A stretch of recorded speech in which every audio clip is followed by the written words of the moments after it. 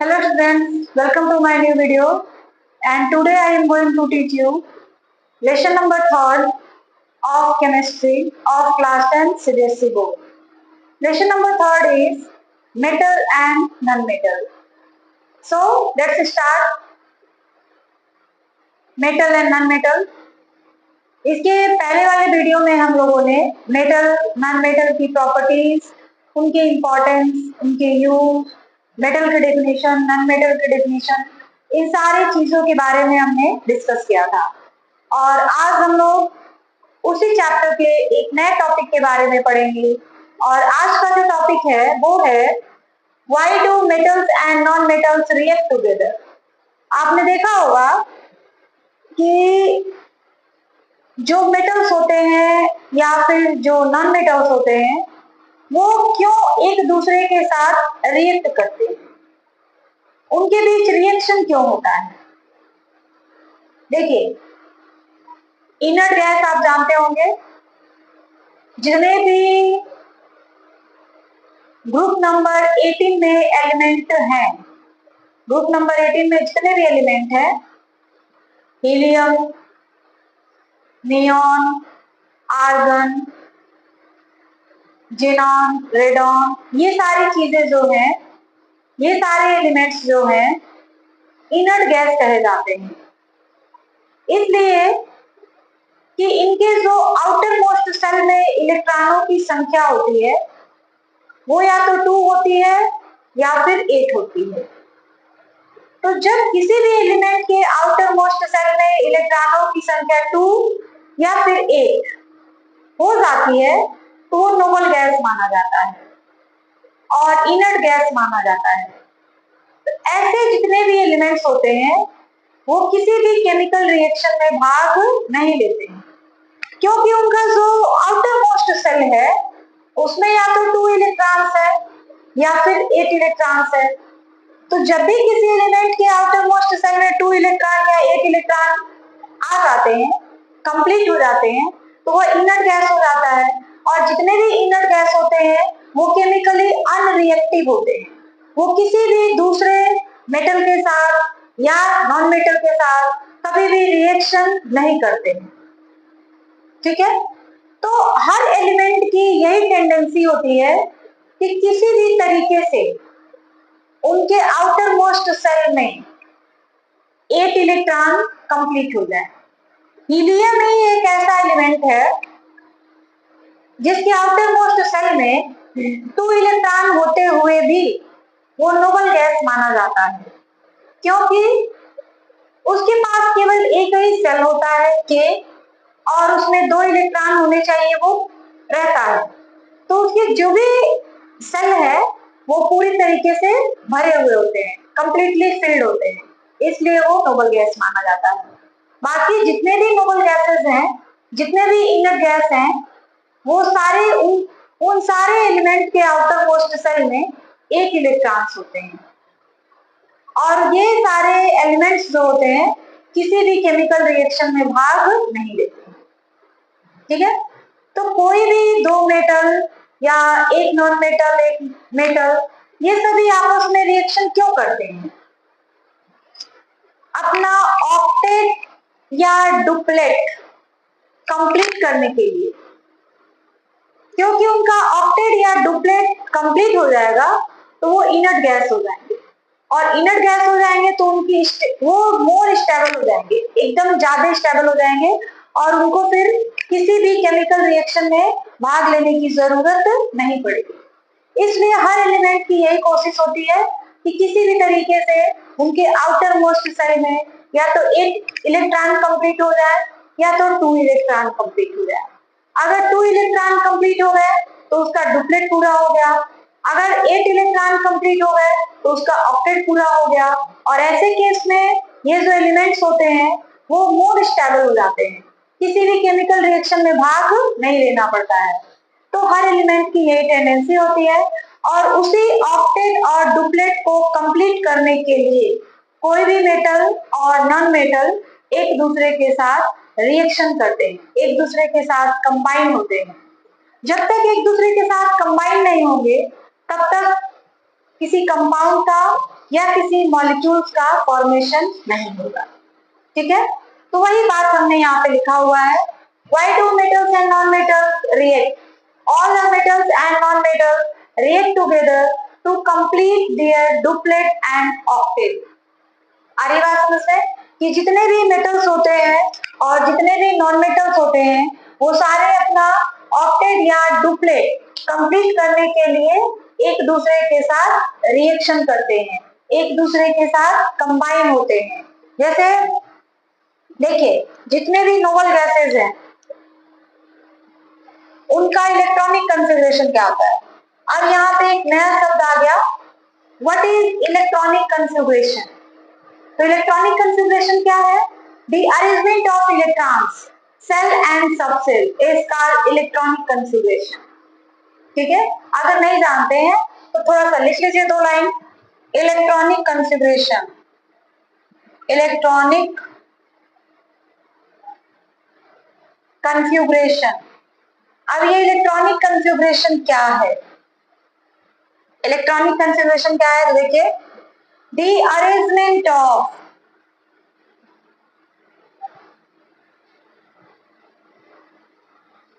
electrons in the arrangement of electrons in cell और subcell। ठीक है, तो the arrangement of electron in cell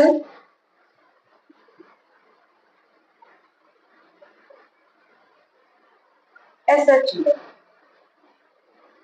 और सबसेल is called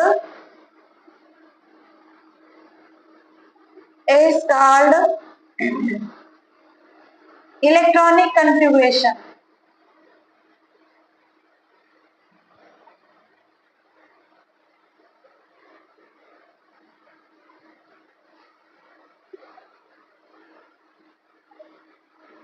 जैसे मान लीजिए सोडियम Na का एटॉमिक नंबर होता है 11 और इसके जो सेल्स होते हैं K L M N O P Q, ये सारे सेल्स हैं। 11 आपको लाना है, पहले वाले सेल में 2, फिर 8, फिर 1, 8 and 2 and 8 10 और 1 11। तो ये इलेक्ट्रॉनिक कंफिगरेशन हो गया। मान लीजिए आपको मैग्नीशियम का लिखना है, हो जाएगा 2 8 2। एल्यूमिनियम का लिखना है तो लिखेंगे 2 8 3। तो इस तरीके से हम लोग इलेक्ट्रॉनिक कंफिगरेशन लिखते हैं। और इलेक्ट्रॉनिक कंफिगरेशन क्या है, the arrangement of electrons in shell और subshell is called electronic configuration. ठीक है, और यहाँ पे हमने 2-3 एलिमेंट के इलेक्ट्रॉनिक कंफिगरेशन लिख रखे हैं। उसके बाद जितने भी नोबल गैसेस होते हैं मेंडलेव के पीरियोडिक टेबल में या मोसले के पीरियोडिक टेबल में जो ग्रुप नंबर 18 है उसमें जितने भी एलिमेंट्स होते हैं उन सारे एलिमेंट को हम लोग नोबल गैसेस बोलते हैं या इनर्ट गैस बोला जाता है, इनर्ट गैस एलिमेंट। ठीक है, तो उनका जो इलेक्ट्रॉनिक कंफिगरेशन होता है, शॉर्टकट में इसको लोग इस तरह लिखते हैं, इलेक्ट्रॉनिक कंफिगरेशन ऑफ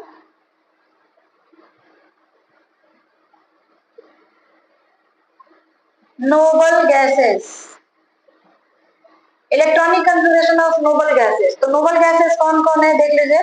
पहला होता है हीलियम, हीलियम का जो एटॉमिक नंबर होता है यहां से लिखते हैं, पहला होता है हीलियम, हीलियम का एटॉमिक नंबर होता है 2 और इसके पास एक ही सेल है 2, उसमें भी पूरे इलेक्ट्रॉन भरे हुए हैं। और किसी भी सेल में मैक्सिमम नंबर ऑफ इलेक्ट्रॉन, मतलब किसी भी सेल में अधिक से अधिक कितने इलेक्ट्रॉन रह सकते हैं, तो वो होता है यहाँ पे लिखते हैं the maximum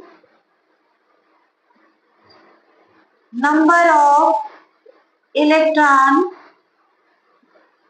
in any cell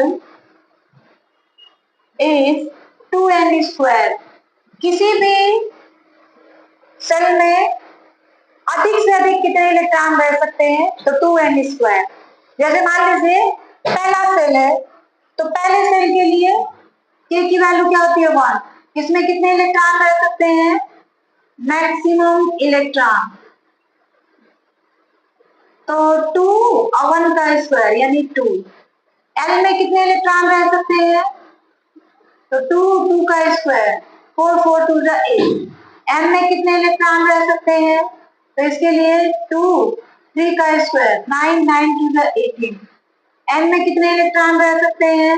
तो इसके लिए 4, 2 4 का स्क्वायर 16 2 32। इस तरीके से आप और सारे जो सेल्स हैं उसमें मैक्सिमम नंबर ऑफ इलेक्ट्रॉन कितने रहते हैं वो आप निकाल सकते हैं। तो जब हम लोग इलेक्ट्रॉनिक कॉन्फ़िगरेशन लिखते हैं तो इस तरीके से लिखते हैं, ठीक है। तो ये तो था कि हमने एक एग्जांपल दिया इलेक्ट्रॉनिक कॉन्फ़िगरेशन क्या है, कैसे लिखते हैं। तो 2 K L M N O P Q ये सारे जो है सेल्स हैं और हर एक सेल के 4 सब सेल होते हैं, S P D और F, जिसको हम लोग ऑर्बिटल भी कह सकते हैं, ठीक है। हिंदी में हम लोग कक्षा और उप कक्षा कहते हैं। तो वही सेल और सब सेल हो गया है इंग्लिश में। अब हम लोग नोबल गैसेस होते हैं, बोबल नहीं, सॉरी ये नोबल है, NOBLE नोबल गैसेस। तो पहला नोबल गैस है हीलियम, जिसका एटॉमिक नंबर होता है 2 और इसका इलेक्ट्रॉनिक कॉन्फ़िगरेशन है 2। उसके बाद है नियॉन।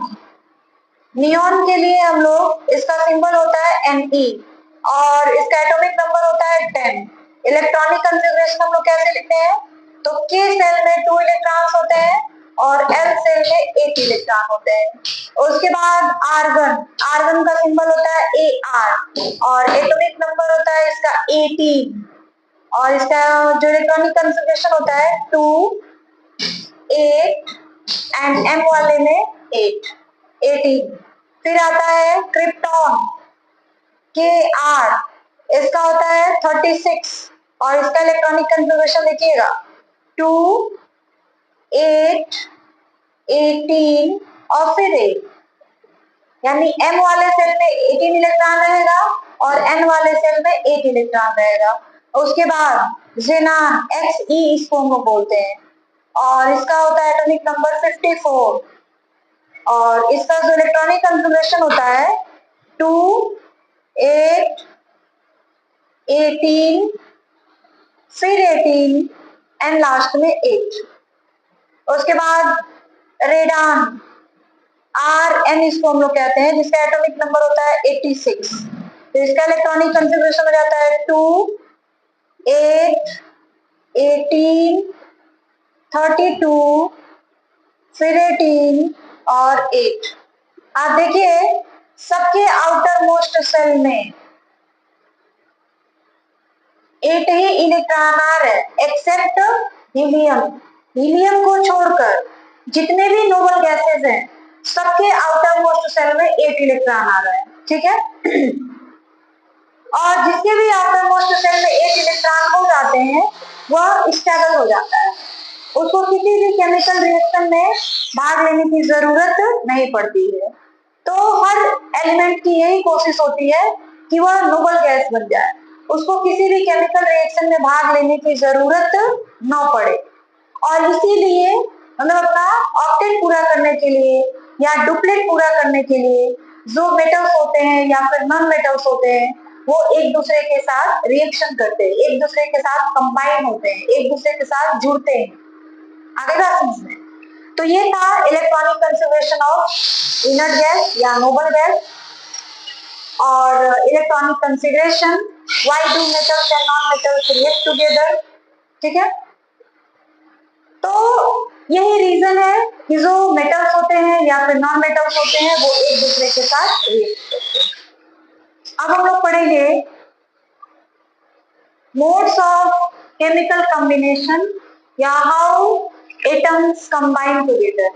अभी हमने पढ़ा कि जो एटम्स होते हैं, एटम्स में एक मेटल भी आ सकता है या फिर नॉन मेटल्स भी आ सकते हैं। जो मेटल्स होते हैं और जो नॉन मेटल्स होते हैं वो क्यों एक दूसरे के साथ जुड़ते हैं, कंबाइन होते हैं। ताकि उनका ऑक्टेट और डुप्लेट कंप्लीट हो जाए। और ऑक्टेट और डुप्लेट कंप्लीट होने के साथ ही वो किसी नए कंपाउंड या मॉलिक्यूल का फॉर्मेशन कर देते हैं।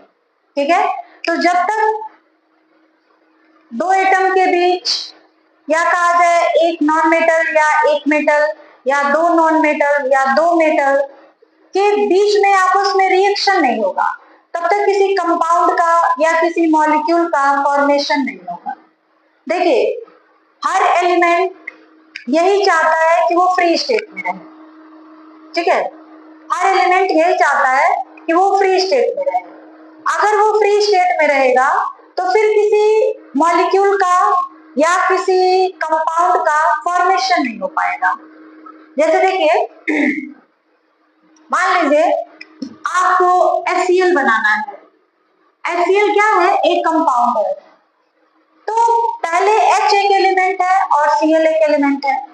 ये दोनों जो एलिमेंट है उनकी टेंडेंसी ये होती है कि वो फ्री स्टेट में रहे, अलग अलग स्वतंत्र अवस्था में रहे। जैसे H और Cl इस तरीके से रहना चाहते हैं, फ्री रहना चाहते हैं, किसी के साथ कंबाइन नहीं होना चाहते हैं। और जब तक कंबाइन नहीं होंगे, आपस में मिलेंगे नहीं, तब तक ना तो मॉलिक्यूल का फॉर्मेशन होगा और ना ही किसी नए कंपाउंड का फॉर्मेशन होगा।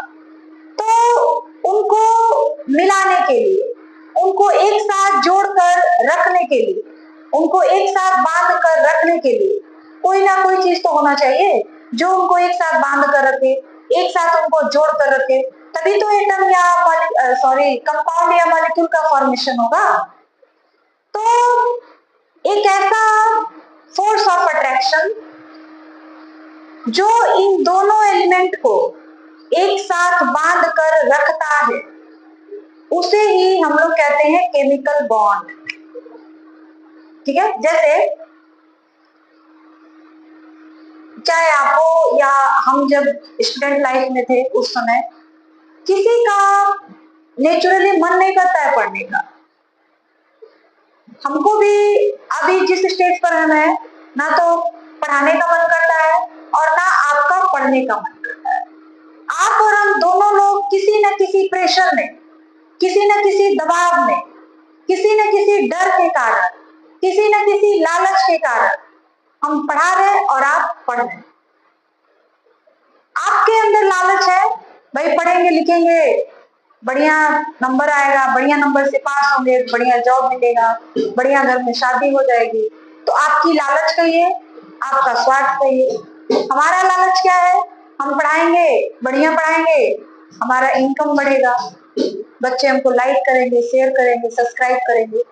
तो देखिए, आपका लालच, आपके पास भी एक लालच है, हमारे पास भी एक लालच है, आपके पास भी एक स्वार्थ है, हमारे पास भी एक स्वार्थ है। तभी तो हम लोग एक दूसरे से जुड़े हुए हैं। हमारा भी एक डर है कि अगर हम अच्छे से नहीं पढ़ाएंगे, हमारा चैनल सही से नहीं चलेगा।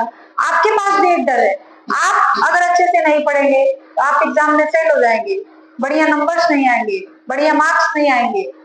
तो आपके पास भी एक डर है ना, उस डर की वजह से आप पढ़ते हैं। तो यहाँ भी ये H और Cl जो है, इनकी कोशिश यही रहती है कि ये अलग अलग है, कभी आपस में जुड़े ना, कभी आपस में मिले ना।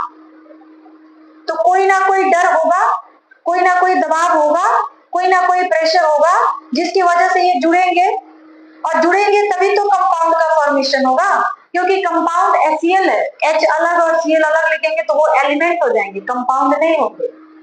तो कंपाउंड के फॉर्मेशन के लिए जरूरी है कि दो एलिमेंट आपस में मिले, आपस में जुड़े। लेकिन उनका तो मन है नहीं जुड़ने का, उनका तो मन है कि हम लोग फ्री रहे, अलग अलग रहे। तो इन दोनों को एक फोर्स होता है, एक फोर्स ऑफ अट्रैक्शन होता है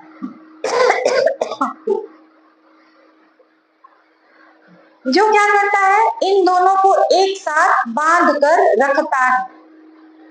और उसी फोर्स ऑफ अट्रैक्शन को हम लोग क्या कहते हैं? केमिकल बॉन्ड कहते हैं। आई बात समझ में? जो फोर्स ऑफ अट्रैक्शन इन दोनों एलिमेंट को एक साथ बांध कर रखता है, उसी फोर्स ऑफ अट्रैक्शन को हम लोग केमिकल बॉन्ड कहते हैं। ठीक है, तो देखिए, इनके बीच जो बॉन्ड बनता है इस तरह का बनता है, ये बॉन्ड को रिप्रेजेंट कर रहा है। और ये रिप्रेजेंट कर रहा है कि इन दोनों के बीच किस टाइप का बॉन्ड बना है। ठीक है, ये रिप्रेजेंट कर रहा है कि इन दोनों के बीच जो है वो किस टाइप का बॉन्ड बना हुआ है। तो इन दोनों के बीच जो बॉन्ड बना है वो कोवैलेंट बॉन्ड बना हुआ है। ठीक है, अभी टाइप्स ऑफ बॉन्ड हम लोग पढ़ेंगे। तो ये बात समझ आई कि केमिकल बॉन्ड क्या है, how do atoms combine, modes of chemical combination. Metals जो होते हैं या नॉन मेटल्स जो होते हैं या कहा जाए एटम्स जो होते हैं वो कैसे एक दूसरे के साथ कंबाइन होते हैं, ये बात हमको पढ़नी, ये बात हमको जाननी है। तो कैसे एक दूसरे के साथ कंबाइन होते हैं, उन दोनों को उन दोनों के बीच एक फोर्स ऑफ अट्रैक्शन काम करता है जो इन दोनों को एक साथ बांध कर रखता है। ठीक है, और उसी फोर्स ऑफ अट्रैक्शन को हम लोग नाम देते हैं केमिकल बॉन्ड। ठीक है, जैसे H और Cl के बीच एक केमिकल फोर्स ऑफ अट्रैक्शन काम कर रहा है, उस फोर्स ऑफ अट्रैक्शन को हम लोग कहेंगे केमिकल बॉन्ड। ठीक है, तभी HCl एक साथ जुड़ेंगे और कंपाउंड का फॉर्मेशन होगा। अगर इन दोनों के बीच फोर्स ऑफ अट्रैक्शन काम नहीं करेगा तो H अलग Cl अलग, H अलग Cl अलग, तो फिर कंपाउंड का फॉर्मेशन नहीं हो पाएगा, मॉलिक्यूल का फॉर्मेशन नहीं हो पाएगा। तो कंपाउंड या मॉलिक्यूल का फॉर्मेशन होने के लिए ये जरूरी है कि ये दोनों एक दूसरे के साथ जुड़े, एक दूसरे के साथ कंबाइन हो। ठीक है, तो अब हम लोग पढ़ेंगे केमिकल बॉन्ड। केमिकल बॉन्ड, ये केमिकल बॉन्ड क्या है। ठीक है, तो ये जो केमिकल बॉन्ड होता है वो मॉलिक्यूल्स में भी पाया जाता है या फिर कंपाउंड में भी पाया जाता है। तो लिखेंगे the force of attraction, the force of attraction, the force of attraction which hold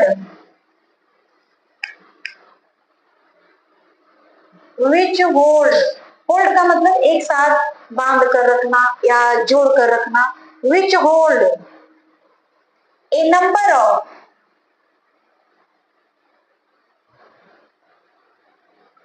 atoms, a number of atoms or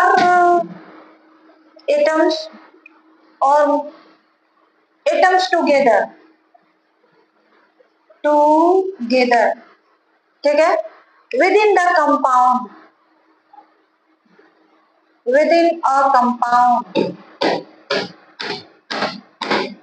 or molecule।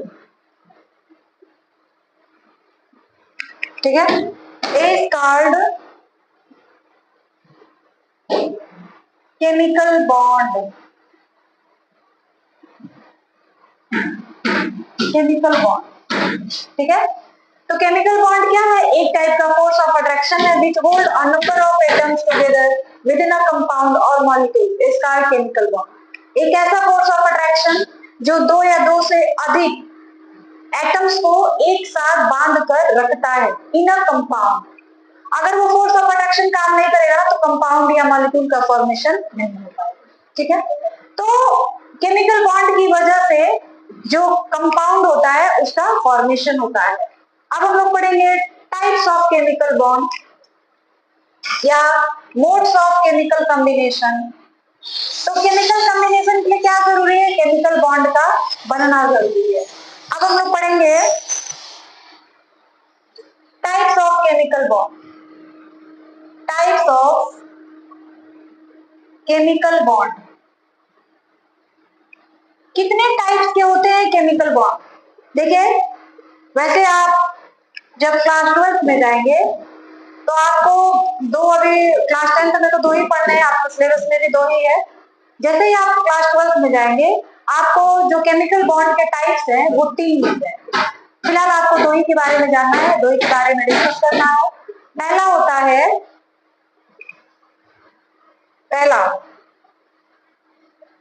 Covalent bond.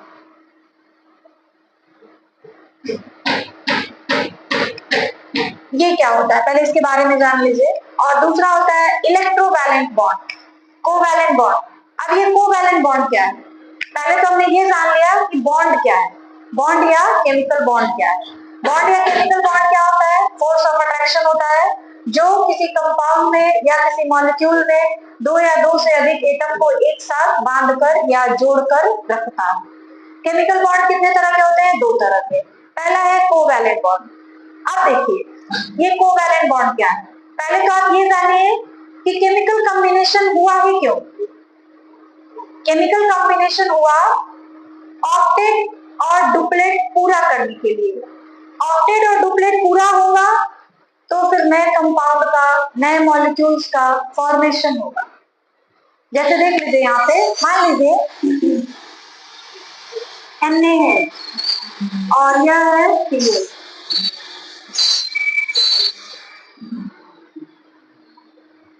इसका एटॉमिक नंबर 11 होता है 281 और इसका एटॉमिक नंबर 17 होता है। इसके आउटर मोस्ट सेल में 1 electron है और इसके आउटर मोस्ट सेल में 7 इलेक्ट्रॉन है। दोनों चाहते हैं कि अपना अपना ऑक्टेट कंप्लीट कर लिया जाए। ठीक है, ऑक्टेट कंप्लीट करने से क्या होगा? नोबल गैस के जैसी संरचना मिल जाएगी उन लोगों को और वे अस्थायी हो जाएंगे, स्टेबल हो जाएंगे, किसी केमिकल रिएक्शन में भाग लेने की जरूरत नहीं पड़ेगी। तो जब दो एटम्स आपस में कंबाइन होते हैं अपना ऑक्टेट या डुप्लेट कंप्लीट करने के लिए, तो ऑक्टेट या डुप्लेट कंप्लीट करने के लिए वो दो तरीकों का यूज करते हैं। एक बाय ट्रांसफॉर्मेशन ऑफ इलेक्ट्रॉन और दूसरा बाय शेयरिंग ऑफ इलेक्ट्रॉन। मतलब उनका ऑक्टेट और डुप्लेट जो कंप्लीट होता है दो तरीकों से होता है, एक शेयरिंग ऑफ इलेक्ट्रॉन और दूसरा ट्रांसफॉर्मेशन ऑफ इलेक्ट्रॉन। तो जब शेयरिंग ऑफ इलेक्ट्रॉन होता है तो वहां पे जो केमिकल बॉन्ड बनता है उसको हम लोग कहते हैं कोवैलेंट बॉन्ड, और जब ट्रांसफॉर्मेशन ऑफ इलेक्ट्रॉन होता है तो वहां पे जो केमिकल बॉन्ड बनता है उसको हम लोग कहते हैं इलेक्ट्रोवैलेंट बॉन्ड। ठीक है, अब यहाँ पे थोड़ा सा देख लीजिए, इसको भी अपना ऑक्टेट पूरा करना है, इसको भी अपना ऑक्टेट पूरा करना है। तो इसके आउटर मोस्ट सेल में 1 इलेक्ट्रॉन है और इसके पास 7, इसको 7 इलेक्ट्रॉन की जरूरत है और इसको केवल 1 इलेक्ट्रॉन की जरूरत है। तो 7 इलेक्ट्रॉन ना तो कोई लेता है और ना ही कोई देता है। मैक्सिमम 3 इलेक्ट्रॉनों का कोई डोनेशन कर सकता है और 3 इलेक्ट्रॉन कोई एक्सेप्ट कर सकता है। 7 इलेक्ट्रॉन नहीं, 4 इलेक्ट्रॉन नहीं। तो फिर ये सोडियम क्या करता है? अपने आउटर मोस्ट सेल का इलेक्ट्रॉन इसको दे देता है। तो अब इसके पास क्या हो गया? सोडियम बदल गया किसमें? Na+ में। इसके पास इलेक्ट्रॉन कितने हो गए? 2 और 8। क्लोरीन किसमें बदल गया? Cl- में। इलेक्ट्रॉन कितने हो गए? 2 8 8। देखिए इसके भी आउटर मोस्ट सेल में 8 इलेक्ट्रॉन हो गए, इसके भी आउटर मोस्ट सेल में 8 इलेक्ट्रॉन हो गए और ये दोनों नोबल गैस के जैसा स्ट्रक्चर पा गए। अब जब नोबल गैस के जैसा स्ट्रक्चर पा गए तो स्टेबल हो गए। स्टेबल होंगे तो किसी भी केमिकल रिएक्शन में भाग लेने की जरूरत नहीं पड़ेगी। कोई इंसान यही चाहता है कि हमको कुछ करना ना पड़े, बैठे बैठे सारी चीजें हमको मिल जाए। तो हर एलिमेंट की भी यही टेंडेंसी होती है कि हम नोबल गैस बन के चुपचाप बैठे रहे, हमको किसी भी केमिकल रिएक्शन में भाग लेने की जरूरत ना पड़े। ठीक है, तो ये अपना नोबल गैस के जैसा स्ट्रक्चर पाने के लिए जो होता है इलेक्ट्रॉनों का लेन देन करते हैं या इलेक्ट्रॉनों की शेयरिंग करते हैं। अब ये कोवैलेंट बॉन्ड क्या है? तो देखिए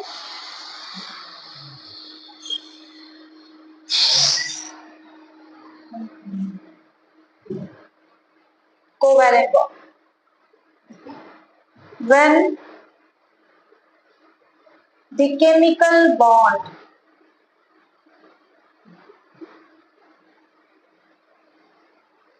when the chemical bond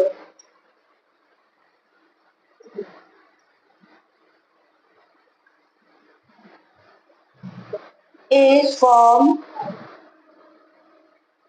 by sharing of electron, sharing of electron. When the chemical bond is formed by sharing of electron,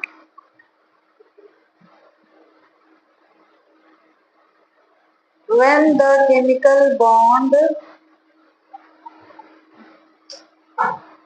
is formed by sharing of electrons between two atoms, then it is called covalent bond.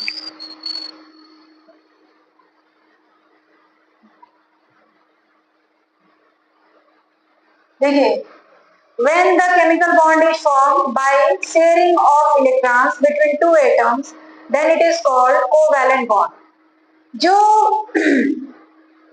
Octet और duplet पूरा करने के लिए जब दो atoms इलेक्ट्रॉनों का sharing करते हैं, शेयरिंग का मतलब साझेदारी, ठीक है, जब इलेक्ट्रॉनों का शेयरिंग करते हैं तो वहां पर जो बॉन्ड बनता है उसको हम लोग कहते हैं कोवैलेंट बॉन्ड। फॉर एग्जांपल देख लीजिए, एग्जांपल में ले लीजिए HCl। अब HCl का फॉर्मेशन कैसे हुआ होगा वो देख लीजिए, H plus Cl। Lewis symbol आपने सुना होगा, लिविस सिंबल। लिविस सिंबल क्या है? तो किसी भी एलिमेंट के आउटर मोस्ट सेल में, किसी भी एलिमेंट के आउटर मोस्ट सेल में जितने भी इलेक्ट्रॉन्स होते हैं उनको दिखाने के लिए, रिप्रेजेंट करने के लिए हम लोग या तो डॉट या तो क्रॉस सिंबल का यूज करते हैं, और इन्हीं दोनों सिंबल को हम लोग कहते हैं लिविस सिंबल। ठीक है, बातें क्लियर है? चलिए, अभी नहीं होगा तो फिर हम लिख देंगे लिविस सिंबल क्या है। H है और Cl। H के आउटर मोस्ट सेल में कितने इलेक्ट्रॉन्स होते हैं? 1। तो इसको या तो डॉट से दिखाइए या तो क्रॉस से दिखाइए, तो हमने इसको क्रॉस दिखा दिया। क्लोरीन के आउटर मोस्ट सेल में कितने इलेक्ट्रॉन होते हैं? 7, क्योंकि इसका एटॉमिक नंबर है 17। तो इसको अगर आप इसको क्रॉस से दिखा रहे हैं ना तो इसको डॉट से दिखा देंगे इस तरीके से।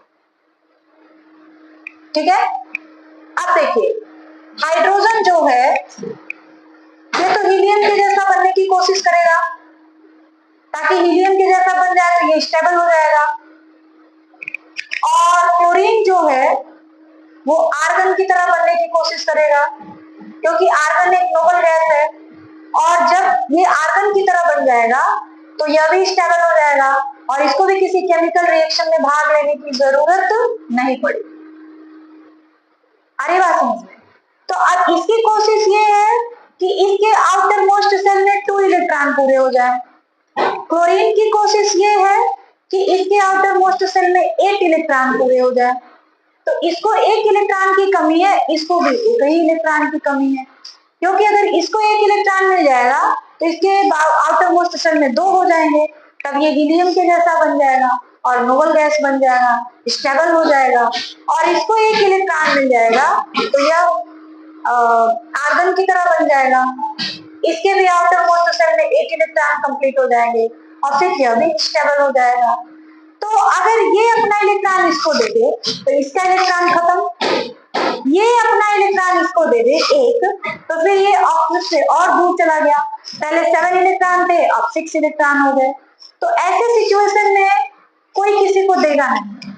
अगर ये देगा तो इसका इलेक्ट्रॉन खत्म, ये देगा तो इसका ऑक्टेट पूरा नहीं हो पाएगा। तो ऐसे सिचुएशन में क्या होता है, तब इलेक्ट्रॉनों का ट्रांसफॉर्मेशन नहीं होता है। ऐसे सिचुएशन में इलेक्ट्रॉनों का शेयरिंग होता है। अब ये दोनों साझेदारी कर लेते हैं कि भाई ठीक है, तुम 1 इलेक्ट्रॉन हमको दो, हम 1 इलेक्ट्रॉन तुमको देंगे, जब तुमको जरूरत पड़ेगी तुम ले लेना, जब हमको जरूरत पड़ेगी हम ले लेंगे, और दोनों का ऑक्टेट और डुप्लेट कंप्लीट हो जाए। तो देखिए क्या होता है, इसके आउटर मोस्ट सेल का ये इलेक्ट्रॉन और इसके आउटर मोस्ट सेल का ये इलेक्ट्रॉन दोनों मिलकर के शेयरिंग कर लेते हैं 1-1 इलेक्ट्रॉनों की। और जब 1-1 इलेक्ट्रॉनों की साझेदारी कर लेते हैं, शेयरिंग कर लेते हैं, तो ये जो शेयरिंग पेयर ऑफ इलेक्ट्रॉन है इसकी टेंडेंसी ये होती है ये एक ही साथ इसके पास भी रहता है और इसके पास भी रहता है। जैसे देखिए क्या हो जाएगा, ये जो डॉट वाला क्लोरीन का एक इलेक्ट्रॉन है वो आ जाएगा हाइड्रोजन के पास पहले से था, और जो क्लोरीन है उसके पास जो हाइड्रोजन का क्रॉस वाला है वो आ जाएगा। तो देखिए इसके भी डुप्लेट पूरे हो गए और इसके भी ऑक्टेट पूरे हो गए। इसके आउटर मोस्ट सेल में 8 इलेक्ट्रॉन पूरे हो गए और इसके आउटर मोस्ट सेल में 2 इलेक्ट्रॉन पूरे हो गए। तो इसका डुप्लेट कंप्लीट हो गया और इसका ऑक्टेट कंप्लीट हो गया। तो अब ये दोनों स्टेबल हो गए, अब ये दोनों स्टेबल हो गए। लेकिन ये स्टेबिलिटी आई कैसे दोनों के बीच में? एक एक इलेक्ट्रॉनों का शेयरिंग करने पर, एक एक इलेक्ट्रॉनों की साझेदारी करने पर।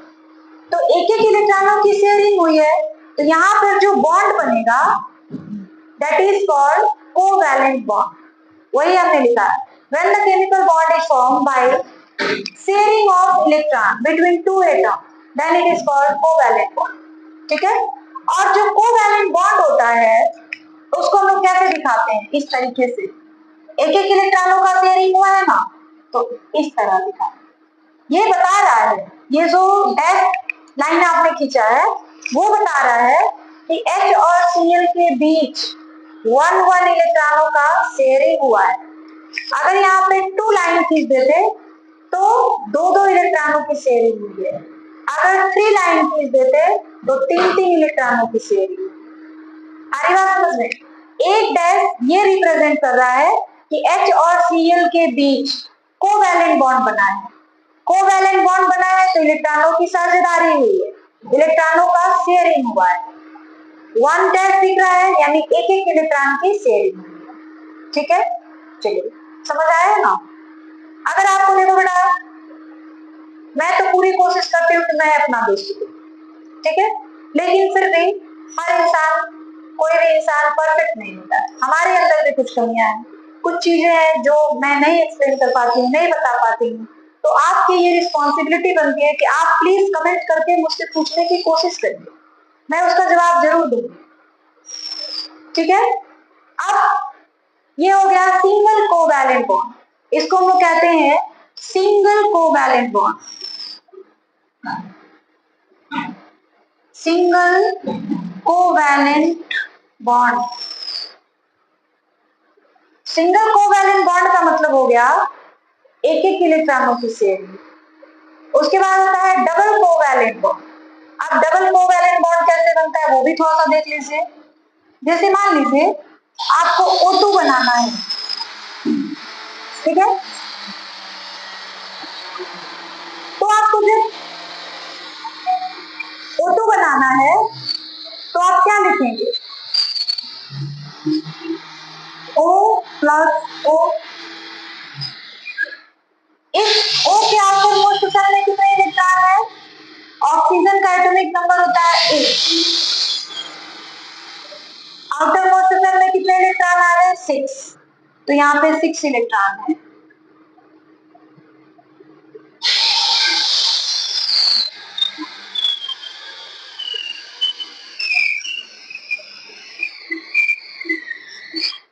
इसको आपने डॉट लिया है तो इसको क्रॉस लेना पड़ेगा।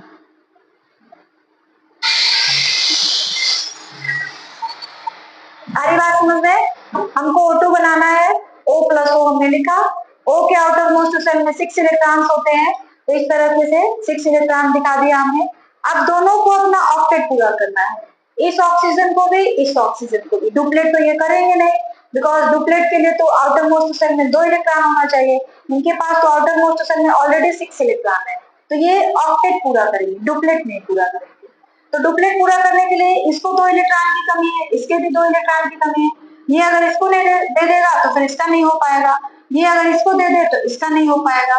ऐसे सिचुएशन में दोनों 2-2 इलेक्ट्रॉनों का शेयरिंग कर लेते, साझेदारी कर लेते। तो इस तरीके से साझेदारी होगी, देखिएगा। अब इसका मतलब ये है,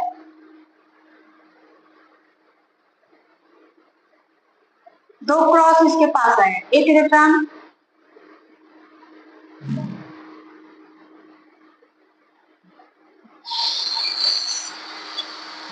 दो डॉट आ गए, ठीक है।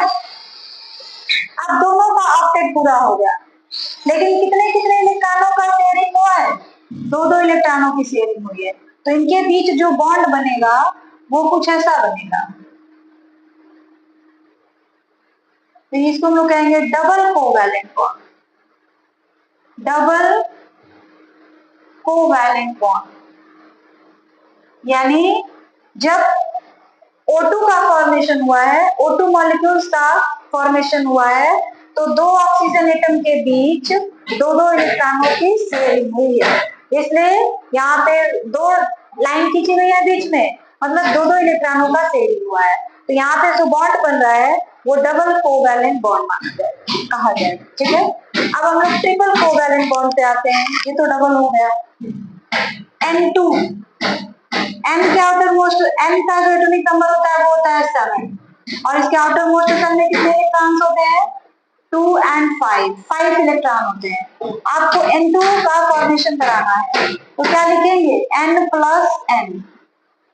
इस N के आउटर मोस्ट शेल में 3 इलेक्ट्रॉन रहेंगे, तभी तो 5 हो गए, और इसके भी आउटर मोस्ट शेल में 3 इलेक्ट्रॉन ही रहेंगे। अब इसको भी अपना ऑक्टेट पूरा करना है, इसको भी अपना ऑक्टेट पूरा करना है। कोई किसी को 3 इलेक्ट्रॉन दे नहीं सकता है, क्योंकि अगर दे देगा तो फिर उसका ऑक्टेट नहीं पूरा हो पाएगा। तो ऐसे सिचुएशन में दोनों क्या करते हैं? 3-3 इलेक्ट्रॉनों का शेयरिंग कर लेते हैं। ठीक है, अब वो शेयरिंग किस तरह की होती है? देखिए, इसका 3 इलेक्ट्रॉन और इसका 3 इलेक्ट्रॉन शेयरिंग हो गया। शेयरिंग का मतलब है कि ये जो गोले के अंदर 6 इलेक्ट्रॉन दिख रहे हैं वो एक ही साथ इसके पास भी रहेंगे और इसके पास भी रहेंगे, यानी अब सिचुएशन कुछ ऐसा बन गया है। 8 इलेक्ट्रॉन पूरे और इसके पास भी रहेंगे।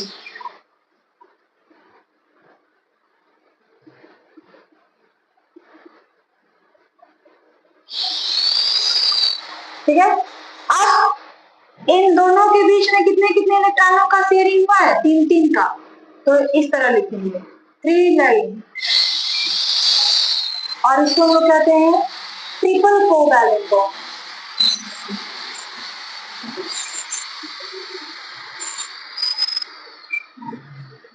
आगे बात समझ में? तो जो कोवैलेंट बॉन्ड होता है वो कितने तरह के हो गए? 3 types of covalent bond. First single covalent bond, double covalent bond और ट्रिपल कोवैलेंट। आगे बात समझ में? अब एक और होता है कोवैलेंट कंपाउंड। अब ये कोवैलेंट कंपाउंड क्या है? देखिए, HCl एक कोवैलेंट कंपाउंड, O2 तो खैर मॉलिक्यूल है, O2 भी ले सकते हो, N2 भी ले सकते हो, CH4, मेथेन, ये सारे कोवैलेंट कंपाउंड है, क्योंकि इनके बीच जो बॉन्ड बना है वो कोवैलेंट बॉन्ड बना है। इसलिए ऐसे कंपाउंड जिसके बीच में, जिसके अंदर कोवैलेंट बॉन्ड बना होता है, वैसे कंपाउंड को हम कहते हैं कोवैलेंट कंपाउंड। तो उसको भी थोड़ा सा लिख डालिए। ये तो था कोवैलेंट बॉन्ड, अब लिखेंगे covalent compound. Covalent compound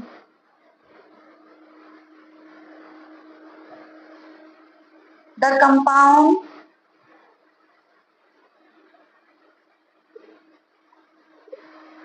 in which covalent bond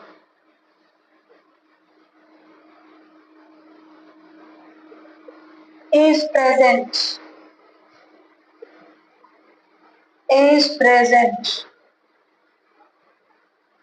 is called covalent compound. यहाँ पे कोवैलेंट बॉन्ड था और ये कोवैलेंट कंपाउंड है।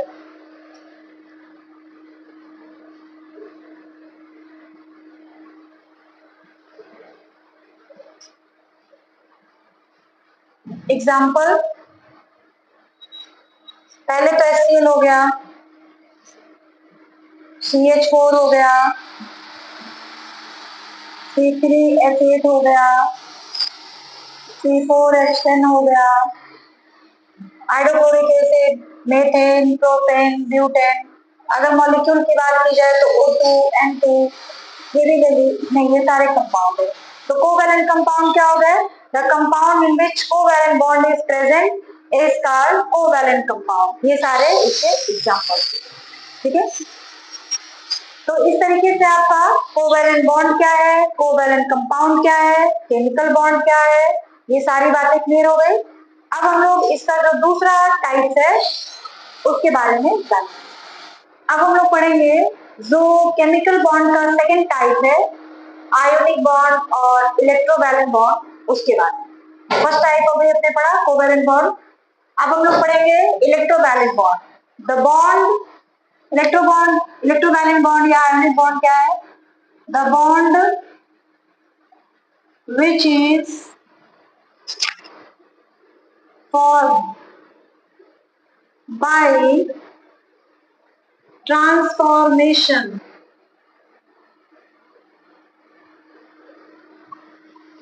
of electron। The bond which is formed by transformation of electron is called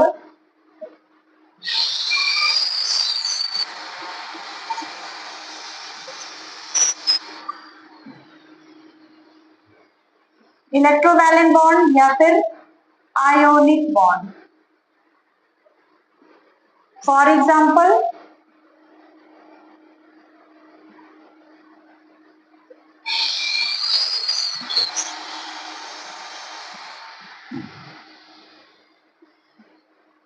Na का atomic number कितना होता है? 11। इसका इलेक्ट्रॉनिक कंफर्मेशन क्या है? 2, 8 and 1। Cl का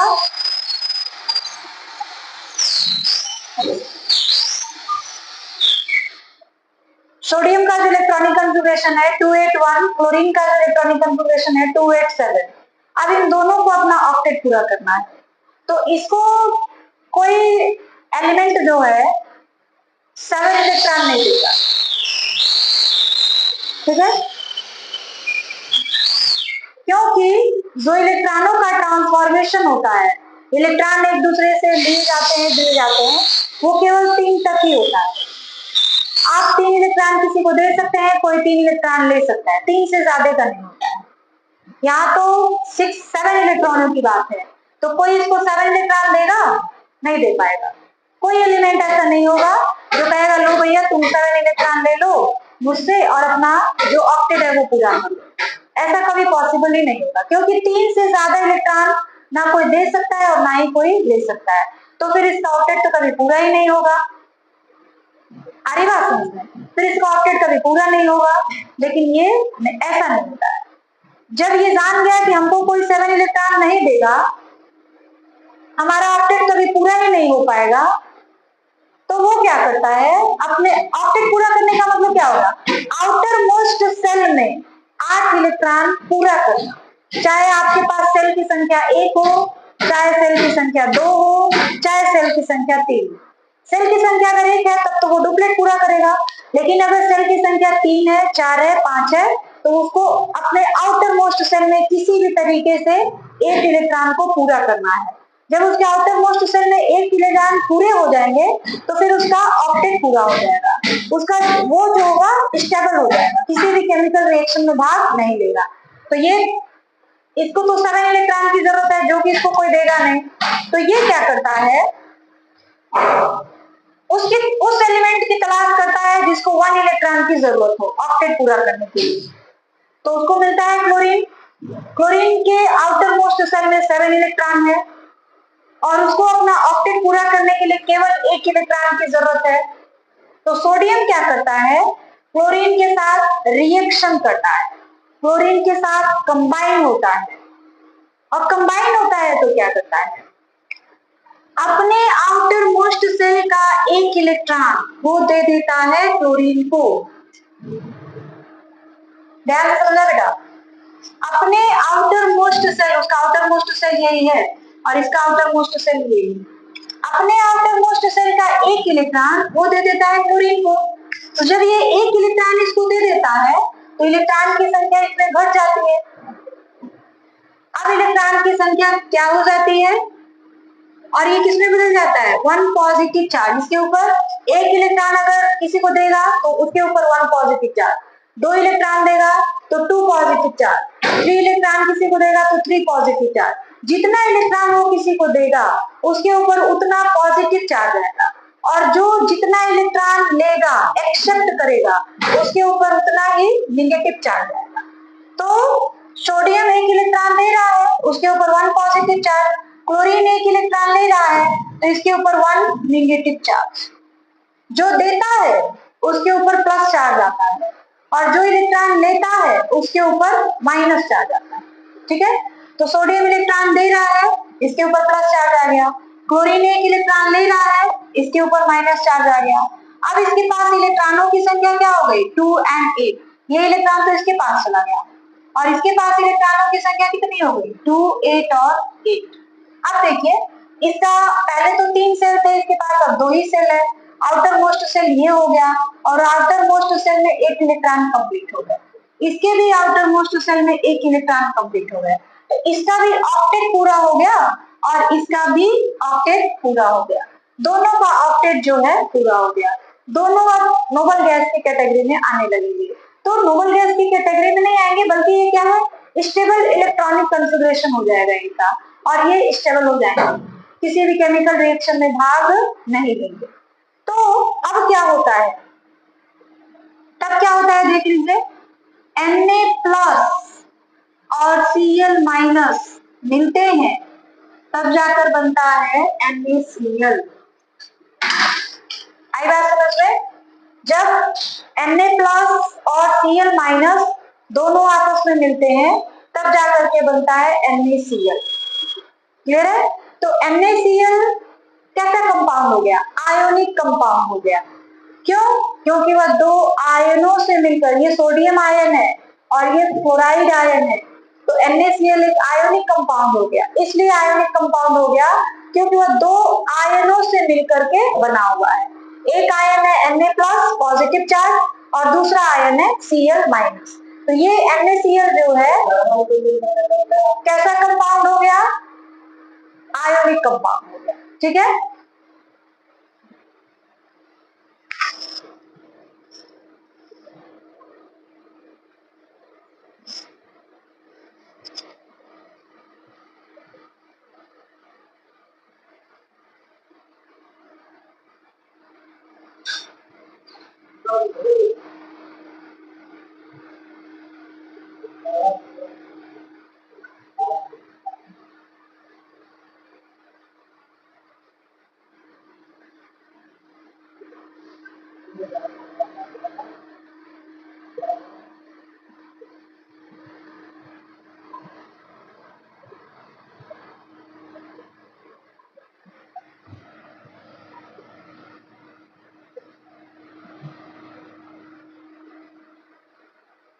एक ऐसा कंपाउंड जिसमें आयोनिक बॉन्ड प्रेजेंट होता है, ऐसे कंपाउंड को हम लोग कहते हैं आयोनिक कंपाउंड।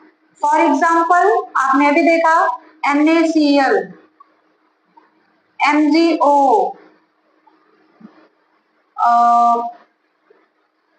CuO, तो ये सारे जो है कैसे कंपाउंड हो गए, आयोनिक कंपाउंड। तो ये हो गया इलेक्ट्रोवैलेंट बॉन्ड या आयोनिक बॉन्ड, और ये हो गया आयोनिक कंपाउंड।